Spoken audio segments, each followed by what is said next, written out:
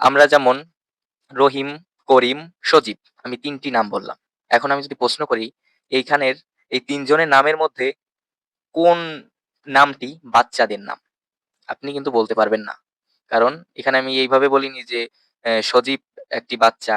কিন্তু জাপানিজ ভাষায় এই বিষয়টি একটু বেশ ইন্টারেস্টিং যে এই নামের মধ্যেও ভাগ আছে। যেমন বালক, বয়োজ্যেষ্ঠ, এরপরে আছে আমাদের বাচ্চা বা শিশু।